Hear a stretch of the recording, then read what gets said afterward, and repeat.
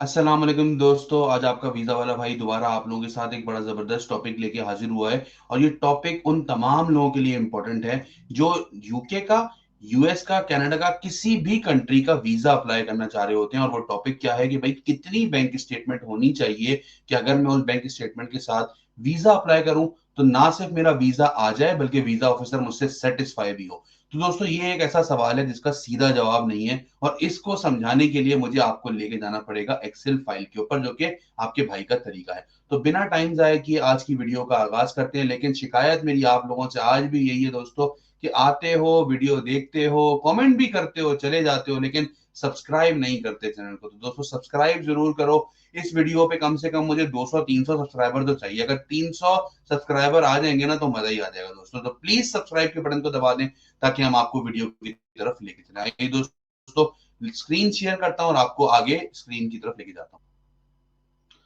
तो दोस्तों जैसा मैंने कहा था आपको कि मैं आपको स्क्रीन शेयर करके अपनी स्क्रीन पे लेके जाऊंगा और वहां पे आप लोगों को समझाऊंगा एक एक चीज बहुत ही तरीके से कि भाई किस तरह से आपको अपनी बैंक स्टेटमेंट जो है ना वो बतानी है। ठीक है, सबसे पहले मैंने यहाँ पे कुछ हेड्स बना दिए ठीक है, उनको अभी मैंने डाला नहीं है। मैं आप लोगों के सामने उसकी एंट्री करूंगा ताकि आप लोग उसको समझ लें। यहाँ पे हम लिख लेते हैं एक तरह से, ये भाई आपके ट्रिप का टोटल एक्सपेंस है। ठीक है, इसी के साथ ही नीचे टोटल एक्सपेंस के मैं लिख लेता हूँ आपका कि भाई टोटल आपके पास इनकम कितनी है। ठीक है, उसके बाद मैं लिख लेता हूँ यहाँ पे आपके पास कि आफ्टर ट्रिप इनकम आपके पास कितनी रहेगी। ठीक है जी। अच्छा, अब मिसाल के तौर पे लोग जो है वो अक्सर बोलते हैं, भाई मेरे पास जो लोग आते हैं, यार मेरे पास जो है ना 14 लाख रुपए की स्टेटमेंट है, तो क्या 14 लाख रुपए की स्टेटमेंट के ऊपर वो हो जाएगा या नहीं होगा?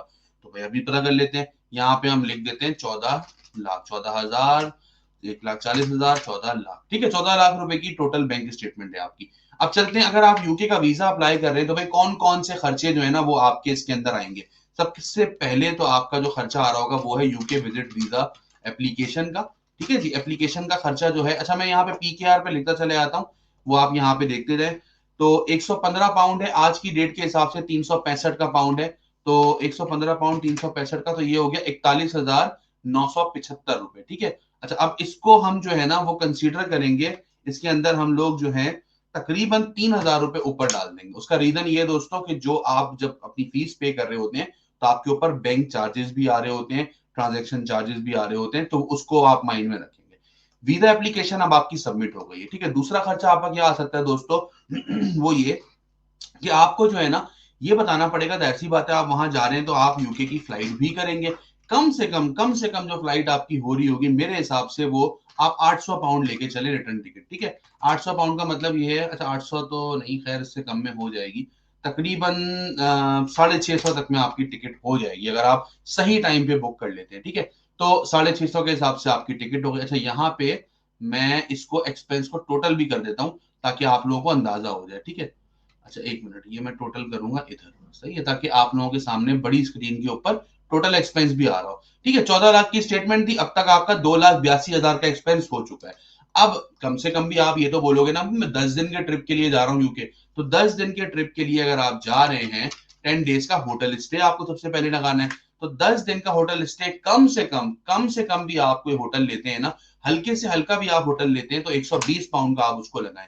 120 पाउंड के हिसाब से अगर आप इसको लगाते हैं, अच्छा जी सबसे पहले 120 पाउंड इंटू, मैंने इसको लगा दिया 9 रातें। ठीक है, 9 रातें और इंटू 365, तो ये हो गया 3,94,200। ठीक है, अब आपके होटल भी हो चुके हैं। ठीक है दोस्तों, उसके अलावा आपका जो है ना वो भी हो चुका है, एक मिनट, आपका फ्लाइट भी हो चुकी है, आपका वीजा एप्लीकेशन भी हो चुकी है। अब क्या खर्चा आएगा आपका?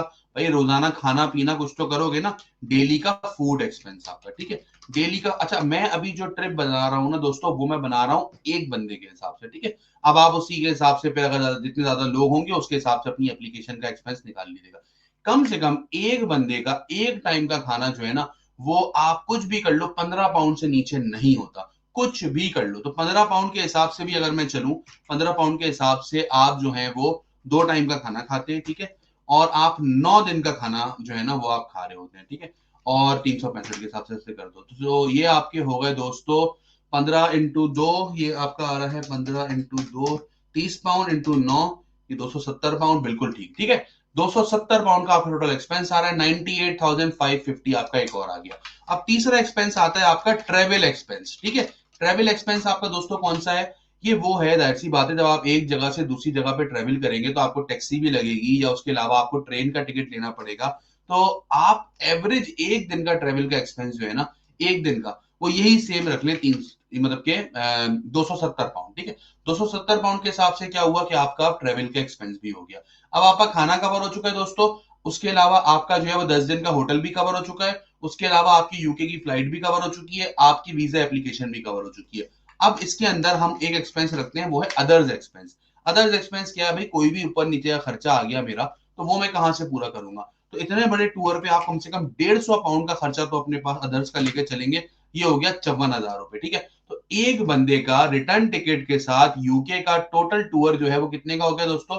9,28,275 रुपए का।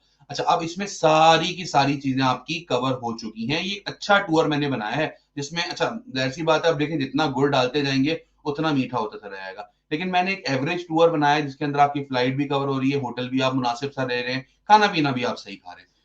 अब देख लेते हैं कितना आपके पास सेविंग बच रही है पीछे। इसका मतलब ये है कि इस टूर को करने के बाद आप जो है वो 4,71,725 रुपए अपने अकाउंट में बचा लेंगे।